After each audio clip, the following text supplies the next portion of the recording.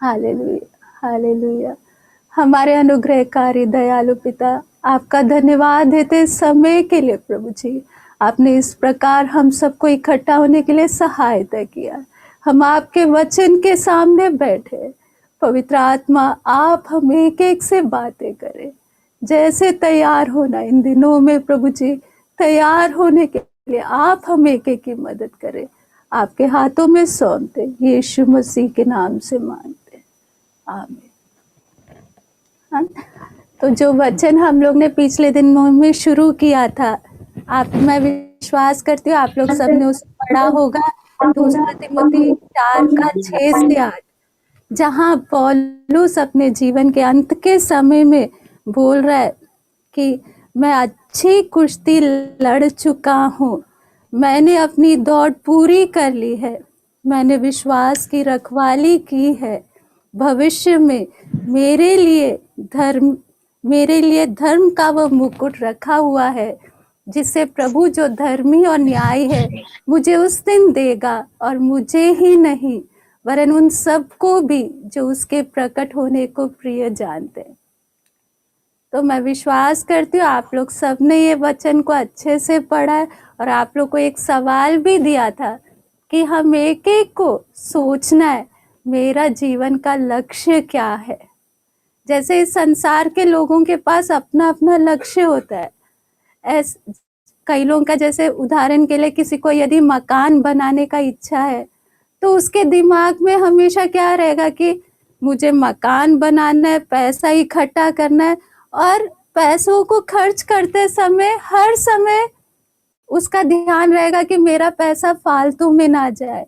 एक एक रुपया वो ध्यान से मकान के लिए जोड़ेगा ना। सबका, यदि किसी को डॉक्टर बनने का इच्छा है तो वो क्या करेगा, सबसे ज्यादा ध्यान अपनी पढ़ाई की ओर देगा ना, अपना समय को टीवी में बाकी चीजों में बर्बाद नहीं करेगा, क्योंकि उसका एक लक्ष्य है कि मुझे एक डॉक्टर बनना है।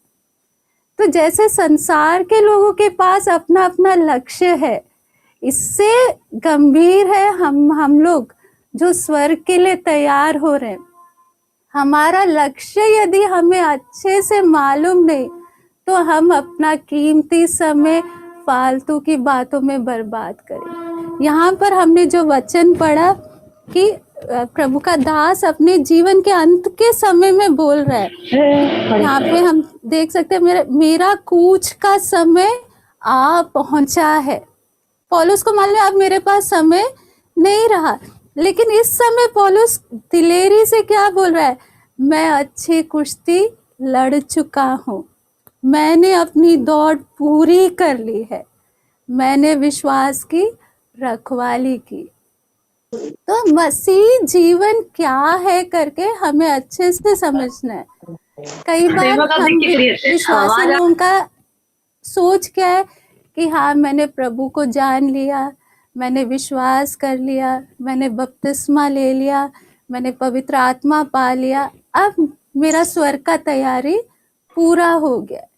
लेकिन वचन से जब हम देखते समय बपतिस्मा लेने के द्वारा और पवित्र आत्मा हमने पा लिया, हमारा दौड़ अभी शुरू हुआ है, खत्म नहीं हुआ है, दौड़ शुरू हुआ है। हमें आत्मिक जीवन क्या है करके अच्छे से समझना। हम देखते हैं प्रभु यीशु मसीह जब सिखाते थे, लोगों को दृष्टांतों में समझाते थे ताकि उनको अच्छे से समझ में आए। इसी प्रकार आत्मिक जीवन क्या है करके हमें समझना है। यहाँ पर पौलुस क्या बोल रहा है कि मैंने अपनी दौड़ पूरी कर ली है। तो आत्मिक जीवन क्या है, एक दौड़ है। हम लोग कई बार क्या सोचते हैं कि हाँ, प्रभु में आ गए, थोड़ा वचन रोज पढ़ना है, प्रार्थना है, दान देना है, यही मेरा आत्मिक जीवन है।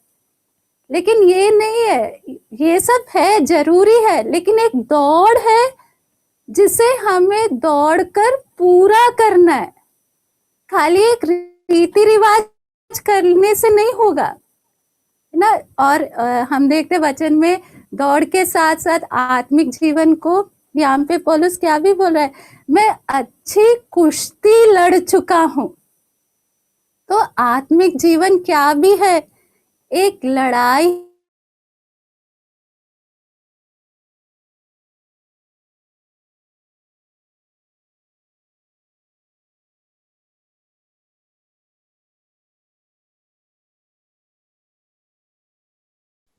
किस बात पे ध्यान देगा?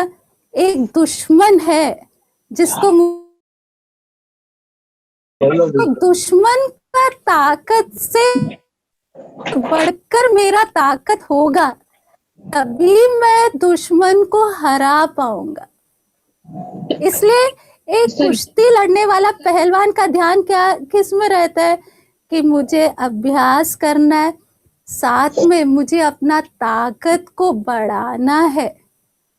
मेरे अंदर ताकत कम रहेगा तो मेरा दुश्मन जीतेगा, लेकिन यदि मैं अपने ताकत को बढ़ाते जाऊं तभी मैं अपने दुश्मन को हरा पाऊंगी। इसलिए हमें समझना है आत्मिक जीवन क्या है। एक रीति रिवाज खाली नहीं है, एक दौड़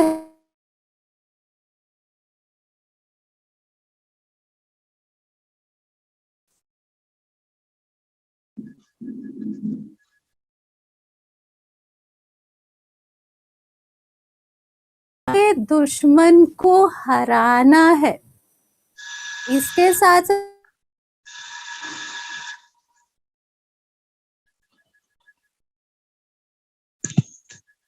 आत्मिक जीवन अपने किसान के साथ भी किया गया, मेहनत करता है, वैसे मुझे भी मेहनत करके अपने आत्मिक जीवन को बढ़ाना है।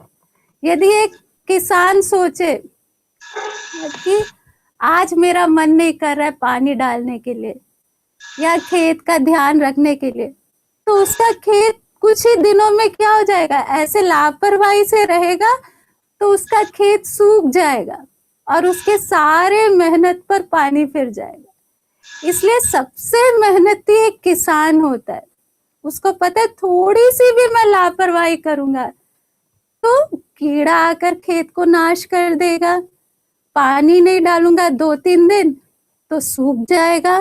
तो अभी तक मैंने जो मेहनत किया है वो सारा मेहनत बेकार हो जाएगा। इसलिए किसान हमेशा रात और दिन ध्यान देते हुए मेरा खेत का हालत कैसा है, कहीं से कुछ नुकसान ना हो जाए, समय समय पर उसको मैं पानी दूं, खाद दूं, उसका देखभाल करूं, तभी जो फल आना वो फल आ सकेगा। नहीं तो यदि मन मर्जी का स्वभाव रहे किसान का तो बीज तो बो दिया लेकिन जो फल आना है वो फल कभी नहीं आएगा। इसलिए हम एक एक को समझना है आत्मिक जीवन क्या है। खाली 2 गाना गा लिया, प्रार्थना कर लिया, थोड़ा दान दे के पास्टर को खुश कर दिया, ये नहीं है आत्मिक जीवन।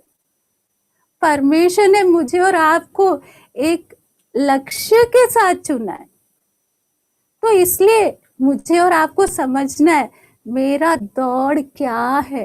पौलुस हम देखते हैं फिलिपियों 3:7 और 8 में लिखते हैं। पढ़े दीदी पढ़े। हाँ, एक फिलिपियों 3:13 और 14 पढ़े।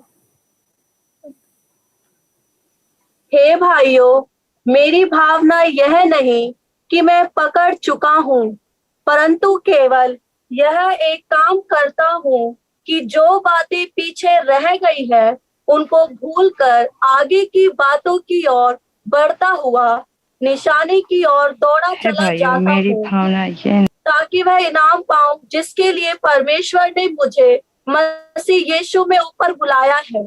हाँ, यहाँ पे इतना बड़ा एक प्रभु का दास पौलुस ना, हमारे आत्मिक जीवन से इस प्रभु के दास का आत्मिक जीवन का लेवल कितना ऊंचा है, कितना परमेश्वर के नजदीक रहने वाला एक प्रभु का दास है, जिन्होंने प्रभु के लिए इतना सेवा किया, इतनी कलीसियाएं स्थापित की ना, प्रभु के लिए इतना कष्ट उठाया। अभी जब ये फिलिपियों का पत्री भी जहां से लिख, हम सब जानते हैं, जेल में बैठकर ये पत्री को लिख रहा है, वहां रहते हुए वहां बैठकर भी प्रभु का दास पौलुस क्या बोल रहे हैं, मैं पीछे की बातों को भूलते हुए आगे की बातों की ओर बढ़ता हुआ निशाने की ओर दौड़ा चला जाता। तो प्रभु का दास पौलुस का निशाना क्या था? हम लोग बोलेंगे हमने थोड़ा सा सेवा कर लिया, थोड़ा सा प्रार्थना कर लिया तो सब कुछ हो गया। तो हमसे कितना ज्यादा पौलुस को बोलने के लिए है। देखो प्रभु के लिए मैंने कितने बड़े बड़े काम किए, कितना कुछ किया, अपना सब त्यागा त्यागा प्रभु के लिए, है ना। हम प्रभु के दास के साथ अपना तुलना करेंगे तो हम कहीं के भी नहीं है। लेकिन फिर भी प्रभु का दास पौलुस उस जेल में बैठकर बोल क्या रहा है, लिख क्या रहा है कि मैं निशाने की ओर क्या कर रहा हूं, दौड़ा चला जा रहा हूं। मैं पीछे की सब बातों को क्या कर रहा हूं, भूल रहा हूं। मेरे आगे एक निशाना है, उस निशाने पर मुझे क्या करना है, पहुंचना है। कैसे मेरा टाइम कहीं पर भी मुझे क्या नहीं करना है, बर्बाद नहीं करना है। शारीरिक तौर पे पौलुस कहाँ बैठा है, जेल के अंदर, जेल से बाहर भी नहीं निकल सकता, है ना। उसके हाथों में भी जंजीर है, पैरों में भी जंजीर है। शारीरिक तौर पे पौलुस बंधा हुआ है, लेकिन आत्मा में जेल के अंदर भी बैठकर पौलुस दौड़ रहा है। हम लोग के साथ ऐसा होगा, जेल में बैठे तो हम लोग सब कुछ भूल जाएंगे और क्या करेंगे, बस वहां रोना धोना, प्रभु ये मेरे साथ क्या हो गया, है ना। हमारे ऊपर थोड़ा सा भी दुख परेशान, बीमारी हो गए तो बस हम अपने बीमारी को ही सोचते रहेंगे या हम अपने परेशानी को ही सोचते रहेंगे। लेकिन यहाँ पर प्रभु का दास पौलुस उस जेल की हालत पर नहीं ध्यान दे रहा है। पौलुस का ध्यान किस पर है, मेरा एक निशाना है, उस निशाने पर मुझे कैसे भी पहुंचना है। हम अपने बारे में सोच कर देखें, हम एक एक का निशाना क्या है। जब तक निशाना हमें सही से मालूम नहीं, हमारा ध्यान 10 जगह जाएगा, है ना। कहीं भी छोटी सी बात हो जाए, हम बस उसी बात को लेकर बैठ जाएंगे। पौलुस यहाँ पर क्या बोल रहा है, मैं पीछे की सब बातों को भूल रहा हूं, क्योंकि पौलुस अपना कीमती समय पीछे की बातों को याद करते हुए बर्बाद नहीं करना चाहता है। हम यदि अपने बारे में देखें, हम बस पीछे की बातों को याद करते हुए वही बातों को लेकर चलते हैं। क्यों? हमें अभी तक अपना निशाना क्या है, मुझे कहाँ पहुंचना है, उस बात का गंभीरता का हमें क्या नहीं है, एहसास नहीं है।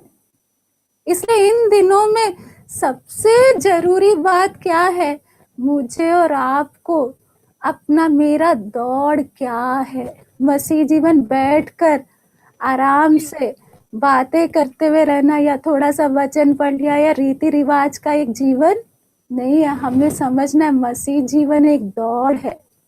बपतिस्मा लेकर मैंने उस दौड़ में क्या किया, प्रवेश किया है। एक एक दिन मुझे अपने निशाने की ओर क्या करना है, बढ़ना है। कैसे भी मेरा आखिरी सांस लेने से पहले मुझे अपने निशाने पर पहुंचना है। यहाँ पे हम देखते हैं 7:8 में दूसरा तिमोथी 4:8 में लिखा है, भविष्य में मेरे लिए धर्म का वो मुकुट रखा हुआ है, जिससे प्रभु जो धर्मी और न्यायी है मुझे उस दिन देगा, और मुझे ही नहीं वरन उन सबको भी जो उसके प्रकट होने को प्रिय जानते हैं।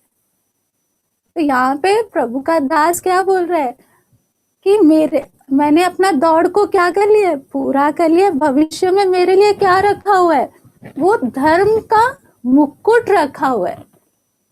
और प्रभु का दास क्या बोल रहा है कि खाली मेरे लिए नहीं वरन उन सबको भी जो उसके प्रकट होने को प्रिय जानते। मसीह दौड़ और बाकी दौड़ में अंतर क्या है? बाकी यहाँ संसारिक दौड़ में जो सबसे पहले दौड़ को क्या करे, पूरा करे, उसको इनाम मिलेगा। लेकिन मसीह दौड़ में क्या है कि जो जो दौड़ को पूरा करे उन सब के लिए मुकुट रखा है। प्रभु ने हम एक एक के लिए, हम एक एक को अलग अलग परिस्थिति में रखा है। हम एक एक के लिए परमेश्वर की इच्छा है।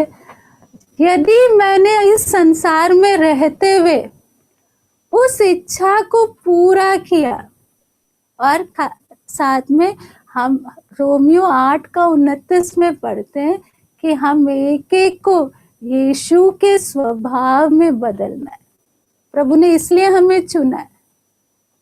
तो यदि मैंने इस संसार में रहते हुए पवित्र आत्मा की सहायता से प्रभु का वचन सीखते हुए अपने आप को बदलते बदलते यदि मरने से पहले मैं यीशु के स्वभाव में पूरा बदल जाऊं, तभी मैं कह सकती हूँ मेरा दौड़ पूरा हुआ है। यदि आधा स्वभाव मेरा अपना और आधा स्वभाव यीशु का है, तो इसका मतलब मेरा दौड़ पूरा नहीं हुआ है। इसका हम गंभीरता समझना, क्योंकि बहुत बार हम मुझे बदलना, यीशु के जैसे बनना, उस बात पर हम ध्यान नहीं देते। हम सोचते मैंने खाली क्या पढ़ लिया, वचन पढ़ लिया, थोड़ी देर प्रार्थना कर लिया। देखो, वचन हम क्यों पढ़ रहे हैं, प्रार्थना हम क्यों कर रहे हैं?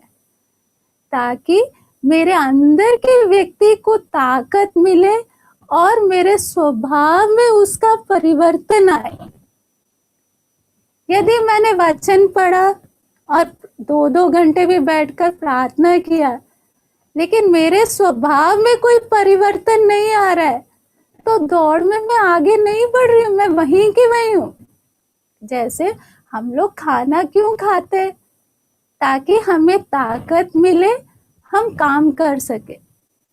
खाना नहीं खाएंगे तो हमें ताकत नहीं मिलेगा, और जो काम करना है वो भी हमसे नहीं हो पाएगा। इसी प्रकार हम लोग वचन सीख रहे हैं, प्रार्थना कर रहे हैं, ताकि हमें अंदर से ताकत मिले और हम किसके स्वभाव में बदलते जाएं? प्रभु के स्वभाव में। तो हमें देखना है मेरे स्वभाव में और यीशु के स्वभाव में कितना फर्क है, मुझे कितना बदलना बाकी रह गया है। एक हमारा व्यक्तिगत जीवन, दूसरा परमेश्वर को हम एक के बारे में एक इच्छा है, उस इच्छा को हमें पूरा करना है। प्रभु ने एक के लिए काम ठहराया है। हम बोलेंगे प्रभु मुझे तो मालूम नहीं था कि आपने मेरे लिए क्या काम ठहराया। तो स्वर्ग में जाकर, यहाँ संसार में तो हम लोग बहाना कर सकते हैं, लेकिन जब हम स्वर्ग में जाएंगे, परमेश्वर के न्याय के सिंहासन के सामने खड़े होंगे, तब ये बहाना परमेश्वर के सामने नहीं चलेगा। परमेश्वर हमसे बोलेगा, तू कब मेरे चरणों में बैठकर मुझसे पूछा? तेरे पास तो कभी समय नहीं रहता था कि अकेले मेरे चरणों में बैठे और मुझसे पूछे कि प्रभु तू मुझसे चाहता क्या है? प्रभु आपने मुझे ये जीवन दिया है ना। हम प्रभु यीशु मसीह के जीवन के बारे में देखते समय हम यूहन्ना 4:34 में हम पढ़ते हैं। यूहन्ना 4:34।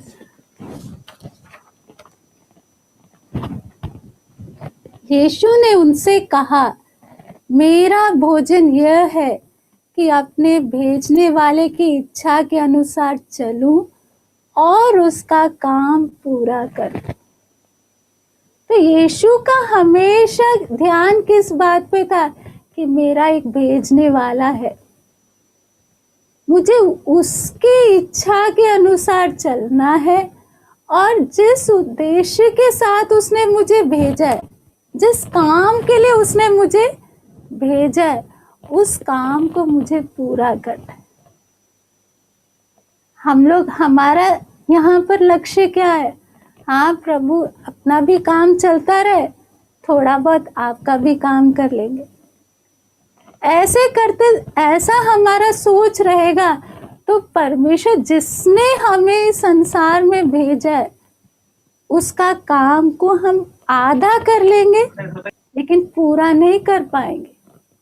और फिर जब स्वर्ग में हम लोग खड़े होंगे परमेश्वर के न्याय के सिंहासन के सामने, हमें हर बात का जवाब देना पड़े। इसलिए हमें ध्यान रखना है कि मेरा यहाँ का जीवन कीमती या टाइम पास वाला एक जीवन नहीं, एक दौड़ है जिसे मुझे दौड़कर पूरा करना है। मेरे व्यक्तिगत जीवन में मुझे पर यीशु के स्वभाव में मरने से पहले बदलना है। उसके लिए पवित्र आत्मा मेरी सहायता के लिए तैयार है, लेकिन हम मदद बहुत कम मांगते हैं। एक एक दिन जो प्रभु दे रहा है हमें, प्रभु ने हमें ऐसे परिस्थिति में रखा है पवित्र आत्मा सहायता के लिए। हम मदद मांगेंगे तो जरूर जो काम प्रभु ने हमारे अंदर शुरू किया है वो काम जरूर पवित्र आत्मा पूरा करेगा। लेकिन हमारे अंदर इच्छा होने पर पवित्र आत्मा जबरदस्ती कभी नहीं करेगा कि हाँ मुझे तुझे बदलना है। हमारा भी सहयोग होना है कि प्रभु तू मेरे अंदर काम कर। बहुत बार दिक्कत कहाँ आता है, हम दूसरों के स्वभाव पर जल्दी से उंगली उठाते हैं, उसका स्वभाव ठीक नहीं है या उसने ये गलती की। लेकिन न्याय के सिंहासन के सामने खड़े होते समय यदि मेरा स्वभाव पूरी रीति से बदला नहीं है तो वो धर्म का मुकुट मेरे लिए नहीं है। फिर तब उसका नुकसान कितना है करके तब हमें एहसास होगा। क्योंकि जिस तरह अभी मसीह दौड़ में क्या है, 10 लोग दौड़ रहे हैं, तो 10 में से यदि 4 का स्वभाव यीशु के स्वभाव में बदला है तो वो 4 को मुकुट मिलेगा। यदि 6 के अंदर वो काम पूरा नहीं है तो वो 6 को नहीं मिलेगा, क्योंकि हाँ प्रभु में आए लेकिन काम अधूरा रह गया। 80% काम हो गया या 90% काम हो गया, 100% नहीं हुआ। तो इस बात की गंभीरता हमें कहाँ एहसास होगा, जब हम प्रभु के सिंहासन के सामने खड़े होंगे। इसलिए जब दूसरों को मुकुट मिलेगा हमें नहीं मिलेगा, तब हमें कितना दुख लगेगा। काश मैंने दूसरों की तरफ ध्यान देने की जगह अपनी तरफ ध्यान देते हुए, पवित्र आत्मा तो मेरे साथ था लेकिन जो काम मेरे अंदर होना था वो काम अधूरा रह गया। जैसे बहुत बार बपतिस्मा लेने के द्वारा काम शुरू हो जाते तो हम लोग बहुत खुश हो जाते। उदाहरण के लिए जैसे अभी एक मकान का काम हम शुरू करते हैं तब हमारे अंदर खुशी होती है, लेकिन असली खुशी कब है, जब वो मकान का काम पूरा हो जाता है। इसी प्रकार आत्मिक जीवन शुरू होने का वो खुशी है, लेकिन असली खुशी कब होगा, जब जो लक्ष्य के लिए प्रभु ने मुझे चुना था वो लक्ष्य मेरे जीवन में पूरा हो जाए। अच्छे से हमें वो फर्क समझना है। बपतिस्मा लेने के द्वारा, पवित्र आत्मा पाने के द्वारा मेरा आत्मिक जीवन का खाली नींव डाला है। जैसे एक घर मकान बनाते समय एक नींव होता है, वैसे मेरा खाली नींव डला है। अभी सोच लो एक घर का काम शुरू हुआ, उसका दीवारें आधी खड़ी हो गई, आधा काम हुआ है, तो उस घर को देखते समय हमें कैसा लगता है, वो खुशी नहीं आती। लेकिन जब एक घर का काम पूरा हो जाता है तब खुशी आती, हाँ शुरू किया था वो काम पूरा हो गया। इसी प्रकार मेरा और आपका काम शुरू हुआ, अभी काम चल रहा है, काम पूरा नहीं हुआ है। तो एक एक दिन मेरे अंदर वो काम तेजी से होना है, क्योंकि समय अभी हमारे पास ज्यादा नहीं है। किस समय प्रभु आ जाए या किस समय हमें जाना पड़े कोई भरोसा नहीं है। लेकिन यदि मैं अधूरे मकान के साथ स्वर्ग में जब खड़े होंगी, तब मुझे अंदर से कैसे लगेगा? प्रभु, समय तो आपने दिया था, लेकिन उस समय का मैंने सही से इस्तेमाल नहीं किया, मेरा काम अधूरा है। प्रभु, थोड़ा और मौका मिल जाता, मैं इस काम को पूरा कर लेती, तब सोचने से कोई फायदा नहीं है। इसलिए अब जब एक एक दिन प्रभु हमें दे रहा है, हम बाकी बातों से अपना ध्यान को हटाते हुए हम एक एक के लिए जो दौड़ प्रभु ने रखा है, अपने व्यक्तिगत तैयारी और जो काम प्रभु ने हम एक एक के लिए रखा है, वो काम को भी इन दिनों में हमें पूरा करना है। प्रभु का दया से, प्रभु के प्यार से प्रभु ने हमें चुनकर अपनी कलीसिया में रखा है। तो कलीसिया में जितने भी हैं, एक भी फालतू नहीं है। जैसे हम अपना शरीर को देखें, छोटी उंगली को भी अपना काम है। हम में से कोई भी नहीं कह सकता हाँ मेरे लिए प्रभु ने कोई काम नहीं रखा है। जरूर कुछ ना कुछ काम के लिए है। क्या है करके हमें कब मालूम चलेगा? जब हम प्रभु के चरणों में बैठेंगे, प्रभु से पूछेंगे, प्रभु आपने मुझे ये जीवन दिया, प्रभु आप मेरे से क्या चाहते हैं? प्रभु वो मुझ पर प्रकट करके दे, ताकि इन दिनों में मैं सबसे ज्यादा ध्यान किस बात पर दूं कि प्रभु ने जिस मतलब से मुझे इस संसार में भेजा है, प्रभु की इच्छा को मैं पूरा करूं और स्वर्ग के लिए तैयार। तो स्वर्ग के लिए बपतिस्मा लेने से काफी नहीं, मुझे और आपको पूरा यीशु के ढील डोल तक बढ़ना है।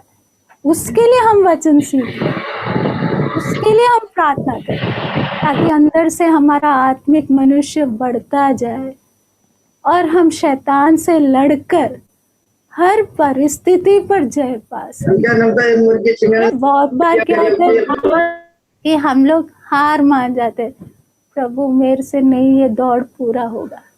लेकिन परमेश्वर का वायदा क्या है कि जो यहोवा की बाट जोहते हैं वे नया बल प्राप्त करते जाएंगे। चाहे हम कितना भी कमजोर हैं, हम बोले मेरे अंदर ताकत नहीं है, लेकिन परमेश्वर का वायदा, यदि हम प्रभु के चरणों में बैठेंगे तो प्रभु जरूर हमें नया बल से भरेगा।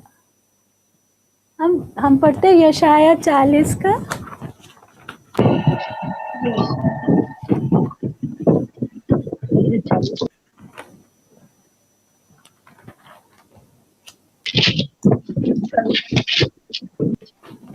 यशाया 39 का 30 और 31।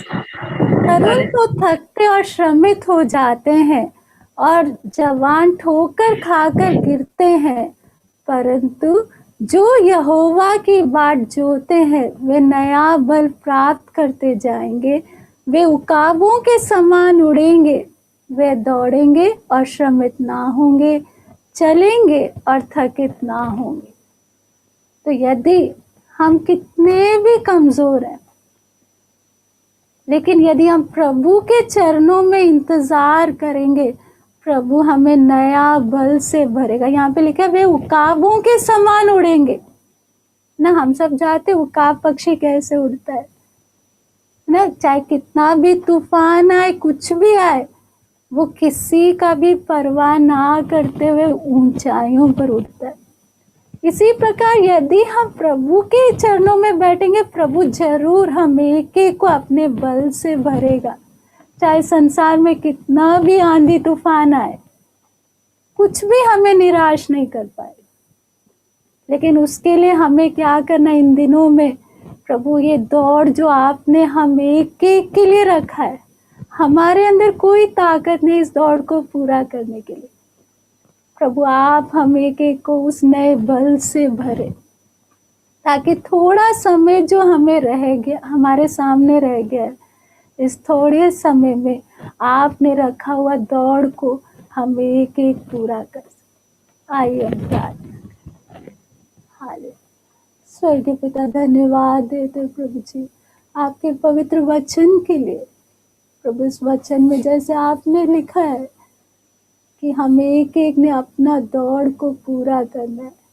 पिता, जो पिछले दिनों में हमारे जीवन में आए कमी घटियों को आप क्षमा करें, जो लापरवाही हमने किया उन सब बातों को आप माफ करें।